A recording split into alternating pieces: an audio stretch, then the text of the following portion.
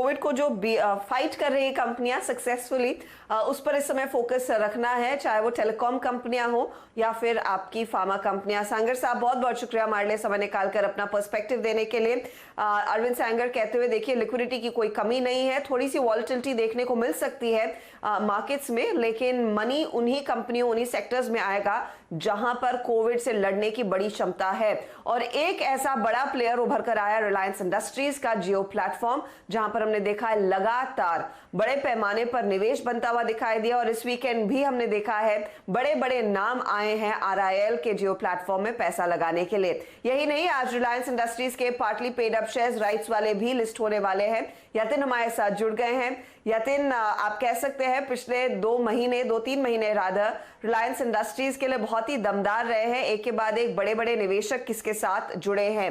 पहले बात राइट्स के पार्टली पेड अप शेयरों की लिस्टिंग की, क्या प्राइसिंग हो सकती है? कुछ रिपोर्ट सामने निकल कर आई हैं, क्या एक्सपेक्ट करें मार्केट आज खुलते ही?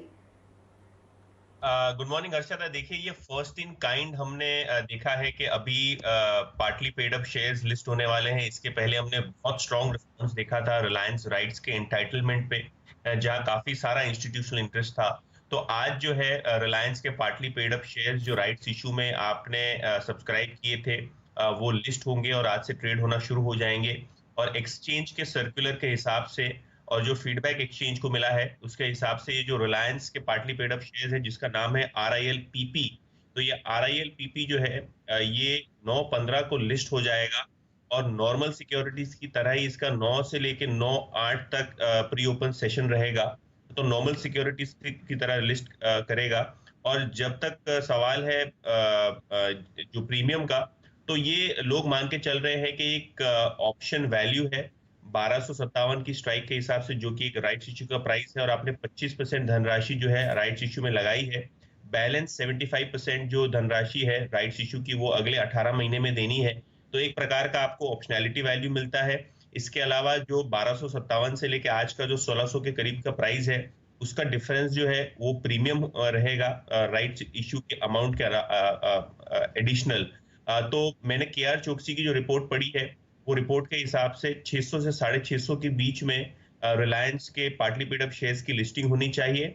और हर्षदा, मोर इम्पोर्टेंटली, जब ये नोट आई थी उसके बाद स्टॉक में करीब करीब 50 रुपए की तेजी आई है। तो लगभग 650 से 700 का आकलन हम कर सकते हैं जहां लिस्टिंग हो सकती है रिलायंस के पार्टली पेड अप शेयर्स की आज। बिल्कुल। और देखिए, ओवर द वीकेंड 2 और बड़े इन्वेस्टर्स आए हैं, तो कुल मिलाकर अब 10 इन्वेस्टर्स हो गए हैं 7 हफ्तों के भीतर भीतर। पैसा जो है, अब देखिए 1 लाख करोड़ से ज्यादा का निवेश रिलायंस इंडस्ट्रीज में आ गया है। किस भाव पर इन्वेस्टमेंट हुआ है, किन वैल्यूएशंस पर हुआ है, कितने पैसे आए हैं, कौन से वो इन्वेस्टर्स हैं, बताइए डिटेल्स। उसके बाद सीधे चलेंगे मयूरेश जी के पास और देवेंद्र चौकसी जी से भी समझेंगे कि उनको क्या लग रहा है, किस भाव पर ये लिस्टिंग आज होगी। और मेरी नजर होगी 1625 के भाव पर आरआईएल के, क्योंकि पिछले हफ्ते इसी दिन सोमवार को ही हमने देखा था स्टॉक ने नया उच्चतम स्तर भी छुआ था। तो आरआईएल का स्टॉक फोकस में तो रहेगा, लेकिन यतिन बताइए, टीपीजी जैसा बड़ा नाम अब जुड़ रहा है। बिल्कुल हेमंत, और जैसे कि आप बता रहे हैं 1 लाख करोड़ रुपए के ऊपर की धनराशि जो है जियो प्लेटफॉर्म में स्टेक सेल के थ्रू आ चुकी है। लगभग 22% के ऊपर की हिस्सेदारी रिलायंस जियो ने टाई अप कर ली है फॉर सेल टू दिग्गज इन्वेस्टर्स। 22 अप्रैल को सबसे पहला सौदा हुआ था हेमंत फेसबुक के साथ, लगभग 44,000 करोड़ का। और आज 15 जून है, तो लगभग 3 महीने के भीतर भीतर हमने देखे हैं कि 10 इन्वेस्टर्स और 1 लाख करोड़ के ऊपर की जो कैपिटल है वो रेज कर लिए जियो प्लेटफॉर्म्स ने।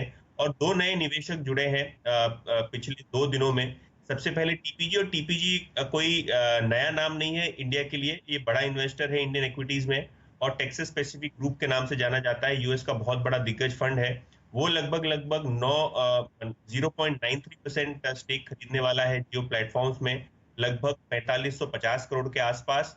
और इसके अलावा एल कैरेटोन करके एक प्राइवेट इक्विटी फंड है, एक इन्वेस्टर फंड है, जो लगभग 1900 करोड़ के आसपास की निवेश जो है फाइनलाइज कर रहा है जियो प्लेटफॉर्म के साथ। तो 2 नए नाम और लगभग 6,500 करोड़ के ऊपर का निवेश जो है जियो प्लेटफॉर्म ने फिर एक बार जुटा लिया है वीकेंड को, और इसी के साथ 1,04,326 करोड़ के आसपास का कुल ट्रांजैक्शन हमको जियो प्लेटफॉर्म में आते हुए दिखाई दिया।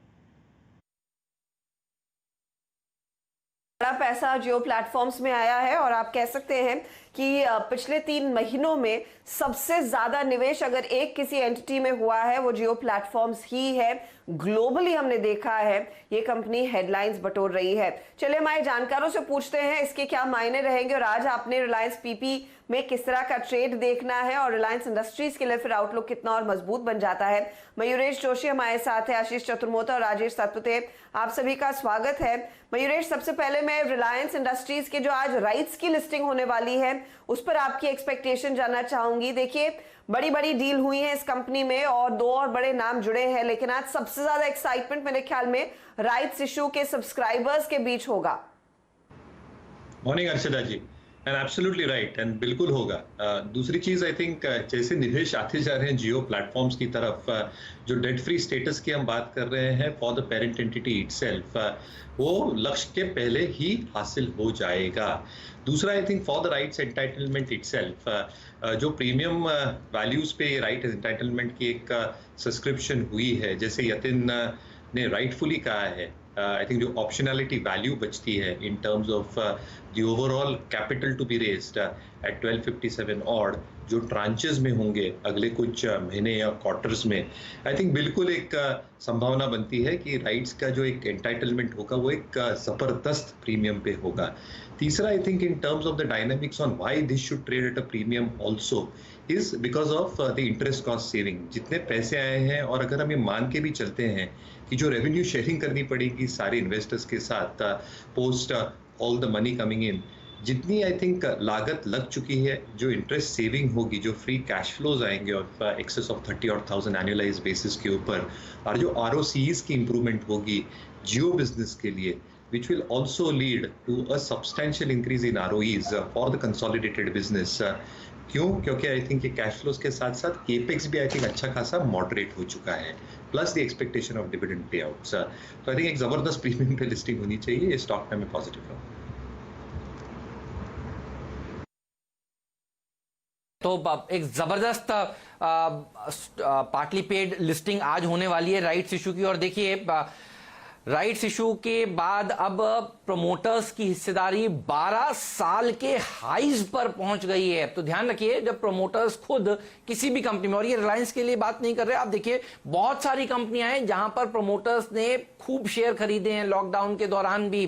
वो लिस्ट भी हम आपके साथ आगे शेयर करेंगे। एक नाम तो मुझे याद आता है, पिछले कुछ दिनों में डॉक्टर साहब एक हफ्ते का चार्ट दिखाइएगा इंडसइंड बैंक का, क्या गजब की रैली देखने को मिली है। देखिए उस स्टॉक में भी जब खबरें आई कि प्रमोटर्स हिस्सेदारी खरीदने आ रहे तो मंदी करने वाले बैकफुट पर पहुंच गए।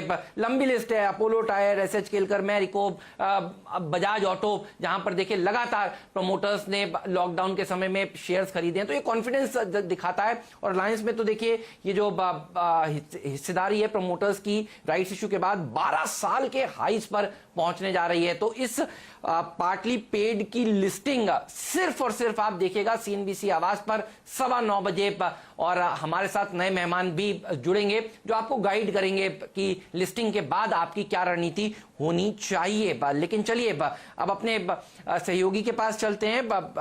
वीरू हमारे साथ जुड़ चुके हैं और वीरू से जानते हैं डेटा कैसा निकल कर आया शुक्रवार का। वीरू, व्हाट अ सेशन, मैं तो यही कहूंगा। 1433 पॉइंट की सेंसेक्स में निचले स्तरों से रिकवरी, 1128 पॉइंट की बैंक निफ्टी में निचले स्तरों से रिकवरी, निफ्टी में 425 पॉइंट की रिकवरी, जहां खुले वहां से ऊपर भागे और दिन के हाईएस्ट लेवल के पास जाकर हमने समाप्ति दी। बताइए डेटा कैसा नजर आया और लग रहा है ये 10,000 आज हो जाएगा? डेटा में आपको ऐसा नजर आ रहा है? और कहां तक की कॉल्स खरीदी गई हैं? 10,200 पर नजर रखी जाए फिर क्या? जी, good morning Hemant, good morning Harshada. देखिए हेमंत, शुक्रवार के डीप डाइव को और उससे जुड़े इंस्टीट्यूशनल फिगर्स को समझ लेते हैं, तय करना बहुत आसान हो जाएगा कि एग्जैक्टली हुआ क्या।